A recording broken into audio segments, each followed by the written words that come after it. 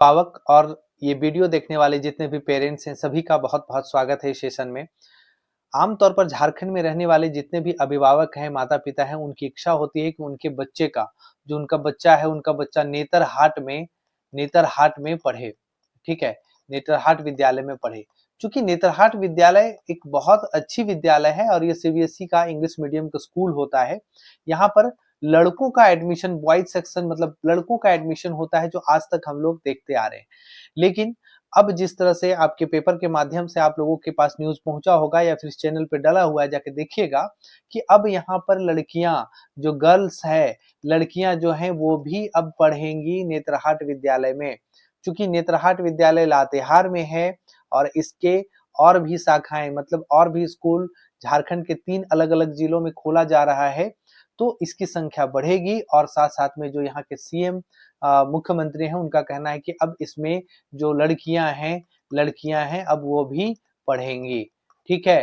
तो यहाँ पर आपको आपके मन में बहुत सारे डाउट होंगे कि भाई नेतरहाट विद्यालय में पढ़ाने के लिए हमें क्या करना होगा? हमारे बच्चे का ऐज क्या होगा? क्योंकि यहाँ पर सरकार स्ट्रिक्ट तरीके से बहुत सख्त होकर बोली है कि इस से इस ऐज के बीच में ही होगा। अगर एक दिन भी अगर आगे-पीछे होता है तो आपका बच्चा का एडमिशन नहीं होगा।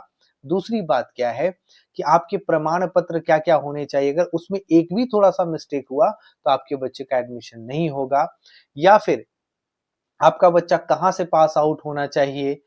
क्या जो प्रवेश परीक्षा होगा उसमें क्या पूछा जाएगा? क्या-क्या परीक्षा किस-किस दौर से गुज़रना होगा? बिल्कुल मेडिकल टेस्ट से गुज़रना होता है और फिर साइकोलॉजी टेस्ट होता है, पूछताछ की भाषा में वहाँ पूछा जाता है। तो सारी चीज़ें चूँकि हम लोग जानते हैं कि नेतरहाट विद्यालय में एक प्रवेश परीक्षा होता है, उसे देना होता है, पास हो जाता है तो हो जाता है। लेकिन सारे क्राइटेरिया को हम सब अच्छे से नहीं जानते हैं। तो चलिए आज हम सब इस वीडियो के माध्यम से इस चीज़ों को समझते हैं कि क्या नेतरहाट विद्यालय में जितनी भी तरह की जो आपकी समस्या है जो आपके मन में डाउट है उस चीज़ को हम लोग समझेंगे। यहाँ पर आप क्राइटेरिया 2025-26 देख रहे हैं, इससे बिल्कुल नहीं घबराएँ। 25-26 में जो भी डाले हैं उनके लिए और जो 26 से 27 में अपने बच्चे को एडमिशन कराना चाहते हैं या फिर 27 से के बाद भी अगर 28 में कराना चाहते हैं या फिर आप कभी भी एडमिशन आगे कराना चाहते हैं, तो ये क्राइटेरिया सेम रहता है, बस ये ईयर चेंज होता है और मैं आपको ईयर भी बताता चलूँगा सारी चीज़ों के बारे में कि आपके और बच्चे का आपका प्रमाण पत्र का क्या-क्या ज़रूरत है। तो आप अगर इस चैनल पे नए हैं, तो चैनल को सब्सक्राइब कीजिए, लाइक कीजिए, अगर फेसबुक पर हैं तो फेसबुक पे पेज को फॉलो कर लीजिए ताकि इस तरह का न्यूज़ आप तक पहुँचता रहे। सबसे पहले हम लोग बात करेंगे कि नेतरहाट विद्यालय का की स्थापना 1954 ईस्वी में हुई थी, ठीक है? नेपियर के द्वारा हुआ था, तो इतना भी आपको जानना नहीं है। यहाँ पर देखिए एडमिशन का टाइमलाइन 2025-26 लिखा गया है।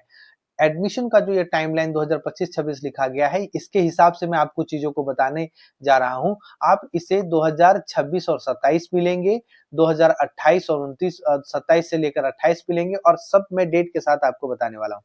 अगर 25-26 की बात करूँ मतलब फॉर्म डल चुका है और ये जो एग्ज़ाम जैसे यहाँ पर देखिए एप्लीकेशन जब स्टार्ट हुआ था, तो जुलाई 25 से स्टार्ट हुआ था। जो 25-26 में मतलब जो 26 से सेशन स्टार्ट होगा उनके लिए मैं बोल रहा हूँ और 31 अगस्त का उसका लास्ट डेट था जो फॉर्म भरा गया है। इसका एंट्रेंस एग्ज़ाम जो हुआ है वो 12 अक्टूबर को हो चुका है और सेशन जो हमारा शुरू होने वाला है वो 2026 से होने वाला है। समझिए जो बच्चा 2025 में पढ़ रहा है, जो 2025 में कर रहा है, वो क्या होगा? बोलता है कि 5th क्लास पास आउट होना चाहिए मतलब बच्चा 5वीं पास आउट होना चाहिए। कहाँ से होना चाहिए? सरकारी स्कूल से होना चाहिए या फिर ऐसा स्कूल जिस स्कूल को सरकार ने मान्यता दी हुई है ऐसा स्कूल। ऐसा प्राइवेट स्कूल बिल्कुल नहीं जो सरकारी मान्यता नहीं लिया है या सरकार से अपनी मान्यता नहीं लिया है। सरकार से मान्यता लेने का मतलब होता है कि आप सरकार की सारी क्राइटेरिया का सारे जो उनके नियम शर्तें हैं वो आप उसको पूरा करते हैं तो वो आपके क्राइटेरिया की बात होती है। तो यहाँ पर जो 25-26 की बात है तो आपका डेट गया यहाँ का डेट आपको अब नहीं है, जिन्होंने फॉर्म भरा है वो आगे देखेंगे कि अब उसमें क्या-क्या पूछा जाएगा। और जो आगे का सोच रहे हैं कि आपका बच्चा का आगे एडमिशन लेना है जैसे 26 में, 27 के सेशन में, 28 के सेशन में, 29, 30 या आगे जब भी लेना है, सारी चीज़ों को अभी से आप इस चीज़ को समझ कर रखिए। तो यहाँ पर क्या है 26 में सेशन स्टार्ट होगा, जो अभी 25 में बच्चा फॉर्म भरा है उसका 26 में सेशन स्टार्ट होगा और एंट्रेंस टेस्ट कब हो गया? एंट्रेंस टेस्ट हो गया 12 अक्टूबर को। अब समझिए आपका बच्चा अगर 5वां में पढ़ ही रहा है तो आपका अक्टूबर में टेस्ट ही हो गया। अब बोला जाता है ना कि भाई पास होगा तब हम सोचेंगे क्या करेंगे, तो आपका बच्चा का फिर 1-2 साल बर्बाद होगा, क्योंकि इसके एंट्रेंस टेस्ट में भी क्या-क्या पूछा जाता है आपको दिखाता हूँ। चूँकि हम लोग क्लास देते हैं, हम लोग ऑफलाइन तरीके से भी क्लास देते हैं बहुत ज़्यादा, और ऑनलाइन भी हम लोग क्लास देते हैं। ऑफलाइन हालाँकि ज़्यादा है, तो हम लोग समझते हैं कि यहाँ पर बच्चों को किस तरह से एक अंधेरे में रखा जाता है या जानकारी के बगैर रखा जाता है, लोगों को जानकारी भी नहीं होती इस चीज़ की। तो चलिए, यहाँ पर एलिजिबल क्राइटेरिया की बात करें कि एलिजिबिलिटी हमारी क्या होनी चाहिए, सबसे एज की बात करूँ। बच्चा आपका 5वां में पढ़ रहा है, 5वां जैसे पास आउट होगा, इसी के बीच में क्या है, लास्ट में आपका एंट्रेंस परीक्षा, प्रवेश परीक्षा देगा, और छठा में जैसे ही वो जाने वाला है, मतलब 5वां पास होगा तो वहाँ से टीसी लेगा, पासिंग सर्टिफिकेट लेगा, और छठा में वहाँ एडमिशन होगा। लेकिन क्या सीधा एडमिशन होगा? नहीं, उसको बच्चे को प्रवेश परीक्षा देना है। लेकिन उस टाइम बच्चे का एज क्या होगा? जब वहाँ पर आपके बच्चे का जब एडमिशन हो रहा होता है, तो उस समय बच्चे का एज 10 से 12 साल तक होना चाहिए। मतलब 10 साल से नीचे नहीं और 12 साल से ऊपर नहीं। तो ये एज हमारे जो आपका बच्चा है, वो होना चाहिए। अब इसको हम लोग कैसे देखेंगे कि सर कौन से डेट को तो लेंगे? तो 1 अगस्त लिया जाएगा हर साल, चाहे वो साल 2025 हो, साल 2026 हो, साल 2027 हो, साल 2028 हो, आने वाला जितना भी साल होगा, 1 अगस्त से को लिया जाता है कि भाई हमारा बच्चा क्या है, 1 अगस्त, मतलब 10 साल से नीचे नहीं होना चाहिए और 12 साल से ऊपर नहीं होना चाहिए। ठीक है? तो ये आपको देखना है कि आपका अगर नीचे जा रहा है, मतलब अगर हमारा 10 साल से कुछ ज़्यादा है, तो देखना है कि ठीक है, जो आप पीछे आगे दोनों का जो आप देखेंगे डेट, 1 अगस्त ही देखेंगे, मतलब 1 अगस्त से 1 अगस्त के बीच में ही आपका 10 से 12 साल के बीच में बच्चा का एज होना चाहिए। दूसरा, एजुकेशन, उसकी शिक्षा की बात करता है कि भाई शिक्षा इसका क्या होता है, शिक्षा कितना तक होना चाहिए, तो कहता है कि पास होना चाहिए, 5वीं पास होना चाहिए from recognised school within the state of the Jharkhand. Jharkhand सरकार के अंदर ही स्कूल होना चाहिए, झारखंड स्टेट में ही स्कूल होना चाहिए, या तो वो हम कह सकते हैं सरकारी स्कूल होना चाहिए, या फिर सरकारी की मान्यता वाला स्कूल है, वो स्कूल होना चाहिए। तो ऐसे स्कूल से पास आउट जो बच्चे होते हैं, जैसे बड़े-बड़े प्राइवेट स्कूल भी बहुत सारे होते हैं जो मान्यता लेते हैं, तो वो अपना देख लीजिएगा। जो छोटे-छोटे स्कूल होते हैं, जैसे मान्यता नहीं लेते हैं या सरकार के वो को फॉलो नहीं करते, बस अपना पढ़ाए जा रहे हैं, तो ऐसा नहीं। सरकारी स्कूल हो या सरकार से मान्यता प्राप्त स्कूल हो, तो ऐसे में जो 5वां पास बच्चा होगा, वो उसमें एडमिशन पा सकता है, एंट्रेंस प्रवेश परीक्षा पास करने के बाद। अब डोमिसाइल की बात करता है, मतलब आपका जो अपना अपना जो स्टेट है, जैसे झारखंड है, उसमें जो आपका परमानेंट जो कहते हैं स्थानीय प्रमाण पत्र बोलते हैं ना, जो प्रमाण पत्र, तो इस चीज़ का जो आपको ज़रूरत है यहाँ पर पड़ेगा, ये आपको ब्लॉक में सीओ लेवल पे भी बनता है और एसडीओ लेवल पे भी बनता है। अगर आपके पास समय है तो आप एसडीओ लेवल पे जाके बनवाइए, ज़्यादा बढ़िया रहता है। और अगर काम आपका नहीं बन रहा है और सीओ लेवल पे बन रहा है, तो आप इसे काम चलाइए, कोई दिक्कत नहीं है। दोनों जगह पे दोनों मान्य होता है, लेकिन एसडीओ ज़्यादा बढ़िया होता है। आप झारखंड के होने चाहिए, स्थायी प्रमाण पत्र झारखंड का होना चाहिए। दूसरे स्टेट के बच्चा का नेतरहाट में अलाउ नहीं है। आगे हमारा देखिए क्या कहता है, स्ट्रिक्ट एज रिक्वायरमेंट, मतलब हमारा एकदम एज क्या होना चाहिए उसी को हर साल, जैसे यहाँ पर 2025 लिखा गया, 1 अगस्त 2025, अगर आप सोच रहे कि मेरे बच्चे का एडमिशन 2026-27 में होना चाहिए, तो 2026 होगा। अगर सोचेगा कि 27, तो इस तरह से आप डेट बढ़ाते जाइए, लेकिन ये डेट 1 ही अगस्त होगा, कि 1 ही अगस्त से आपका डेट माना जाएगा कि 10 से 12 साल के बीच में बच्चा होना चाहिए। ठीक है? ओके। तो ये है, जैसे बर्थ डेट क्या यहाँ पर रखा गया है कि बच्चा अगर आपका है, तो मान लीजिए आपको कि 26 में एडमिशन अगर आप नहीं करा पा रहे हैं, नहीं हो पा रहा है, तो 26 में सोचेंगे और 27 के सेशन में बच्चा का एडमिशन होगा, क्योंकि 25 पार हो चुका है, अब 26 में एडमिशन होगा नहीं, 26 में सोचेंगे तो 27 में होगा। तो 27 वाला 26 वाला क्या करेंगे कि यहाँ पर डेट, मतलब आपके बच्चा का जन्म 1 अगस्त 2026 से लेकर 1 अगस्त 2027 के बीच में आपके बच्चे का एज 27 नहीं 28 हो जाएगा, ये 28, 2 साल है ना, 10 से 12 साल, 11 और 12 2 साल है, तो ये 2 साल होगा, मतलब 2026 से 28 के बीच में आपके आपके बच्चे का एज 10 से 12 साल के अंदर होना चाहिए, सीधी बात है। ठीक है, और ये क्या कहता है, मेडिकल बोर्ड इसको वेरिफिकेशन करेगा कि भाई एज सही है कि नहीं। ठीक है। अब यहाँ रिजर्वेशन पॉलिसी की बात करता है कि यहाँ रिजर्वेशन मिलता है जब आप परीक्षा देते हैं, तो रिजर्वेशन जैसे जनरल कैंडिडेट के लिए 40% है, 40% है, लेकिन ये 40% फिक्स नहीं होता है। बात समझिएगा, यहाँ पर लोग रिजर्वेशन नॉर्म्स को समझते नहीं हैं। तो यहाँ पर क्या होता है, जैसे आपके एसटी कैटेगरी के उनके लिए 26% फिक्स किया गया है, एससी कैटेगरी उनके लिए 10% फिक्स किया गया है, बैकवर्ड जो क्लासेस हैं ओबीसी में जिसको 14% फिक्स किया गया है, ईडब्ल्यूएस सेक्शन वाले उनको 10% फिक्स किया गया है। लेकिन ये 40% जो 40% जो जनरल है, इसमें सभी कैटेगरी के बच्चे आ सकते हैं, सभी कैटेगरी के बच्चे।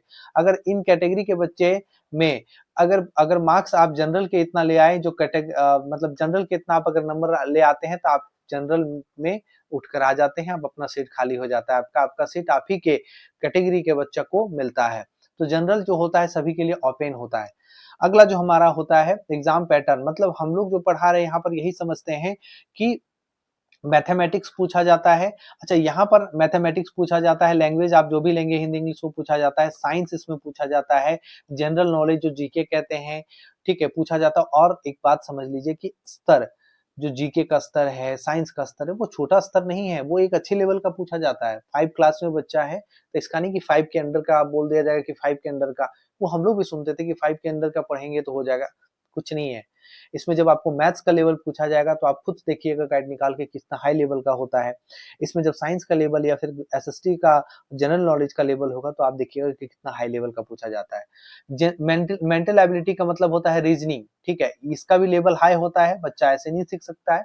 कुल मिलाकर अगर आप अपने बच्चे का एंट्रेंस प्रवेश परीक्षा निकलवाना चाहते हैं तो क्लास या तो आपके बगल में कहीं ऑफलाइन क्लास मिलता है, मतलब आपको कोई अगर ऑफलाइन सुविधा मिल जाती है तो ऑफलाइन पढ़वाएं, या तो बच्चे को ऑनलाइन कम से कम अगर नहीं सुविधा मिलती है तो ऑनलाइन क्लास दे दें और एक समय दें बच्चों को, ठीक है, बहुत प्रेशर ना दें, समय दें और समय के साथ उसको तैयारी शुरू करवाएं। और यहाँ पर इससे ये बहुत बड़े लेवल का स्कूल होता है। आजकल कोई 2-4 बच्चा निकल कर अगर थोड़ा सा लफुअल लोफर टाइप का बच्चा वहां से निकल गया, हो सकता है मान लीजिए कि मैं अगर झारखंड में रांची की बात करूं तो रांची में अगर बहुत अच्छा परफॉर्मेंस करने वाला डीपीएस स्कूल है, ठीक है, तो डीपीएस स्कूल की जो, मैं देखिए इस पे दावा नहीं करता, लेकिन जो देखा है मैंने, यहाँ पर अगर 100 बच्चा है तो 100 क्रीम बच्चों को उठाया जाएगा, ठीक है, मतलब बेस्ट क्वालिटी के बच्चों को उठाया जाएगा।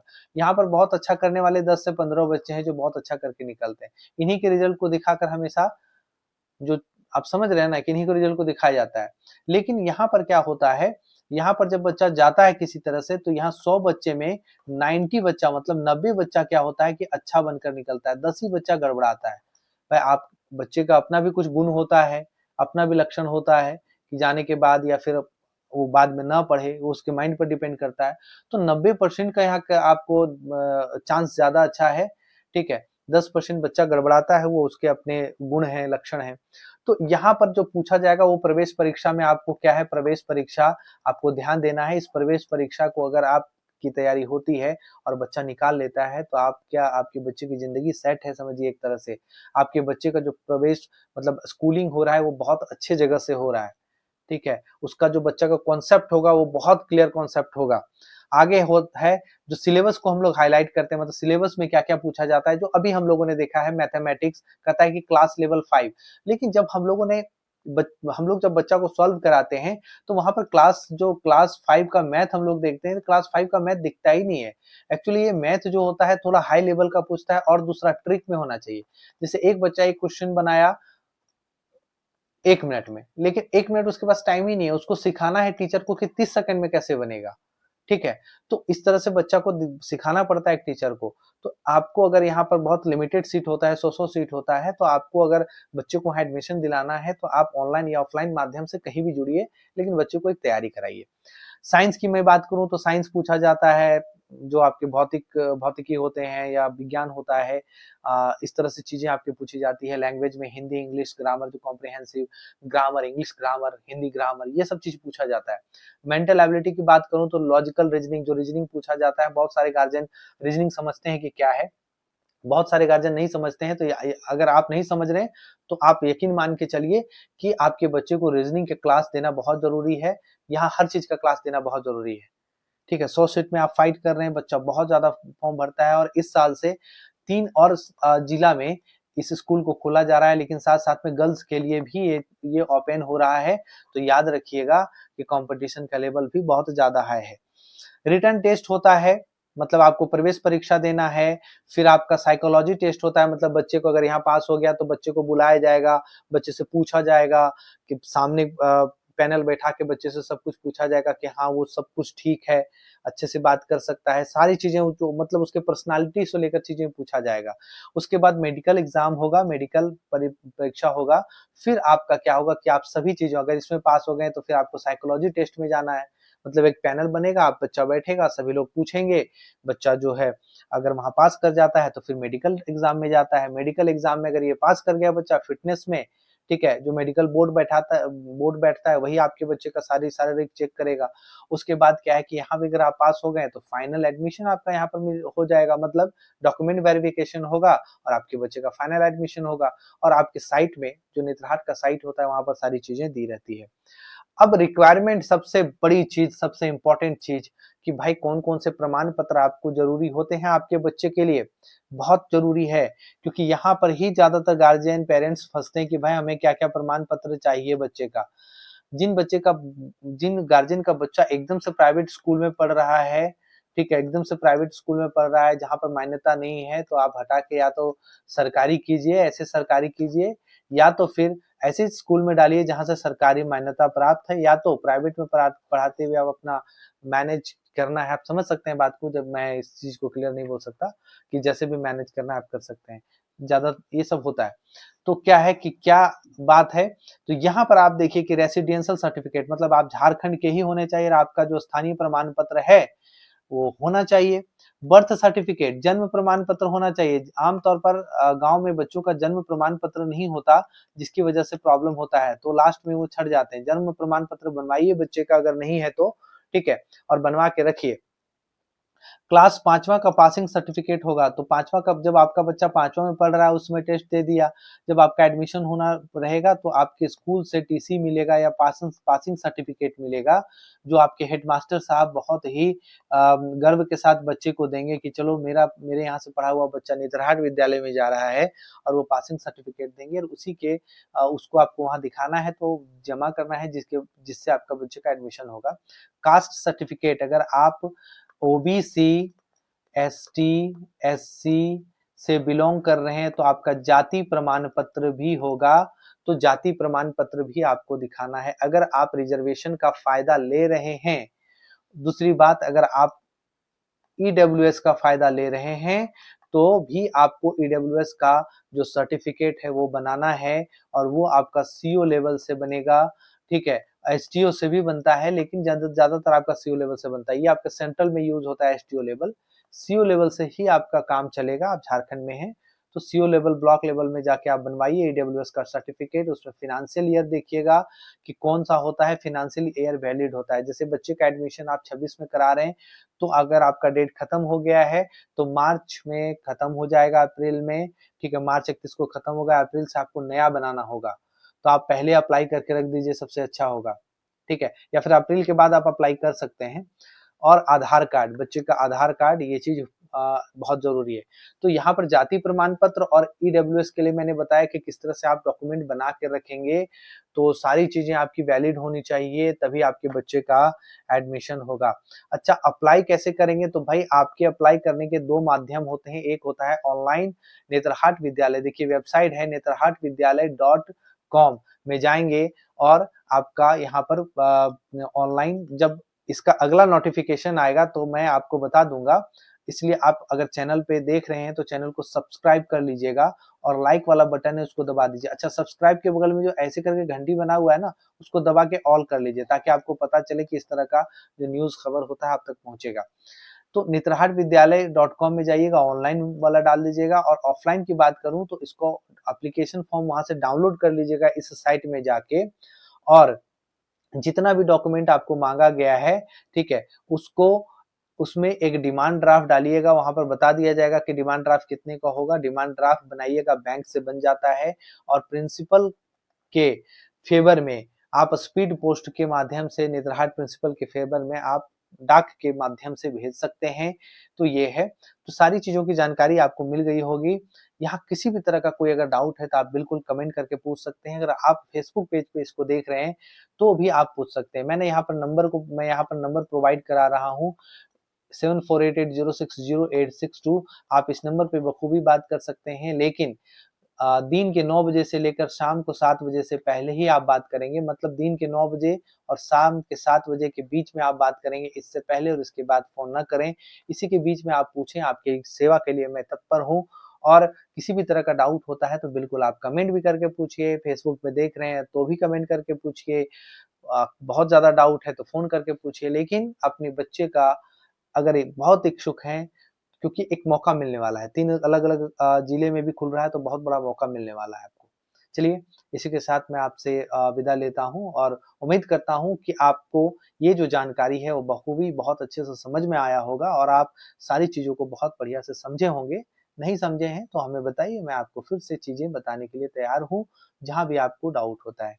बहुत-बहुत धन्यवाद।